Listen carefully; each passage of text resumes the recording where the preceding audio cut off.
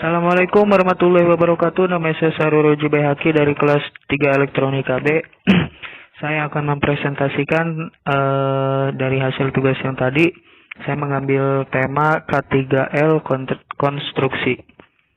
Adalah aspek keamanan pada pekerjaan konstruksi sangatlah penting bagi kelancaran sebuah proses proyek.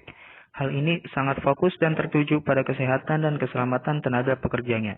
Dengan sangat mempertimbangkan aspek dan faktor para pekerja, nantinya akan membantu sebuah proses berjalan dan bekerja dengan baik. Menurut beberapa ahli, untuk pengertiannya sendiri dapat dilihat berdasarkan aspek filosofi dan aspek keilmuan. Pada filosofinya, rambu K3 konstruksi adalah sebuah tanda dari suatu pemikiran dalam upaya untuk menjamin kesempurnaan dan keutuhan.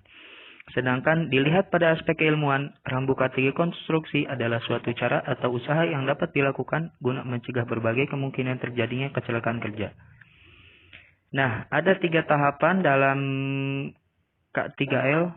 Yang pertama adalah tahap teknologi, yaitu mesin yang digunakan di area konstruksi mengandung berbagai potensi bahaya yang dapat mengancam keselamatan dan kesehatan pekerja. Maka dari itu, potensi bahaya yang ada harus dikontrol atau dihilangkan. Pelindung mesin, safety guarding, adalah suatu alat perlengkapan yang dipasang pada suatu pesawat tenaga dan produksi yang berfungsi untuk melindungi tenaga kerja dari kecelakaan yang ditimbulkan pesawat tenaga dan mesin pendukung konstruksi. Pada dasarnya, pemasangan pelindung mesin bertujuan untuk melindungi dan mencegah cedera pada pekerja sendiri. Titik operasi saat pemotongan pengerjaan, pelubangan, proses bubut, pembengkokan, atau penekukan, proses bentuk dan ukuran, menggunting dan memotong plat pengeburan, proses meratakan atau menghaluskan benda kerja, dan atau proses punching, dan lain-lain. Nah, saya mengambil salah satu contoh, yaitu contohnya adjustable guard. Pelindung ini memungkinkan pekerja menangani berbagai macam ukuran material secara leluasa, namun tetap bagian mata pisau atau titik operasi pada mesin tetap terlindungi untuk menghindari kecelakaan kerja akibat bekerja secara tidak sengaja menyentuh komponen tersebut. Adjustable guard biasanya menempel pada meja suatu mesin. Pelindung ini diaplikasikan pada mesin gerinda, berlistrik, dan lain-lain pada suatu alat konstruksi. Kemudian yang kedua ada faktor manusia. Alam pelaksanaan dan penerapan K3 untuk konstruksi tentunya membutuhkan dan memerlukan berbagai perlengkapan dan peralatan yang menunjang sebuah kinerja atau program K3.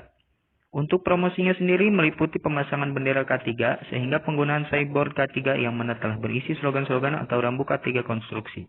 Sedangkan untuk sarana perlengkapan dan peralatan yang meliputi berbagai hal atau benda yang digunakan selama dalam lapangan. Mulai dari kacamata safety yang berguna untuk melindungi mata selama sedang bekerja dalam proyek, kemudian tidak lupa untuk menggunakan pelindung wajah, pelindung pendengaran, pelindung kepala, pelindung kaki, dan pelindung tangan, serta menggunakan pelindung bahaya dari jatuh seperti body harness. Safety management.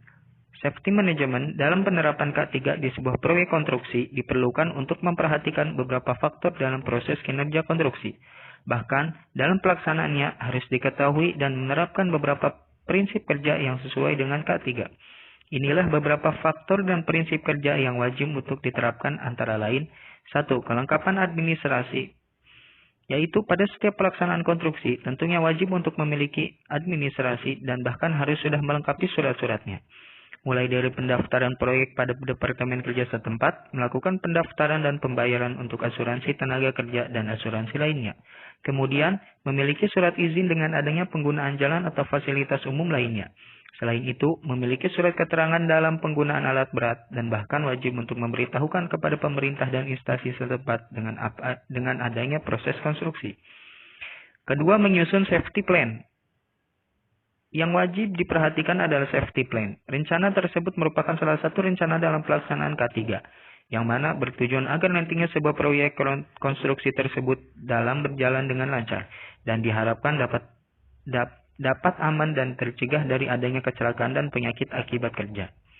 Dengan memperhatikan faktor tersebut dapat menciptakan sebuah produktivitas kinerja yang sangat tinggi. Umumnya, safety plan ini meliputi pembukaan tentang gambaran proyek dan pokok perhatian dalam K3. Kemudian ada risiko kecelakaan dan pencegahannya, adanya tata cara pengoperasian peralatan dengan baik, dan yang terakhir adalah alamat instansi terkait. Yang ketiga ialah pelaksanaan dan pelatihan K3, dan yang terakhir Ini untuk kegiatan meliputi safety plan yang mana kerjasama akan terjalin dengan instansi terkait. Selanjutnya, untuk pengawasan K3 ini meliputi safety patrol, safety supervisor, dan safety meeting. Yang mana setiap unsur tersebut mempunyai peranan dan tugasnya masing-masing. Mulai dari mengawasi kegiatan dan pelaksanaan dalam proses konstruksi. Kemudian, mengendalikan proses berjalannya K3 dengan benar dan sesuai dengan aturan yang telah ditetapkan. Dan yang terakhir adalah untuk membahas berbagai hasil dari laporan dari safety patroli dan safety supervisor. Sekian dari saya. Assalamualaikum warahmatullahi wabarakatuh.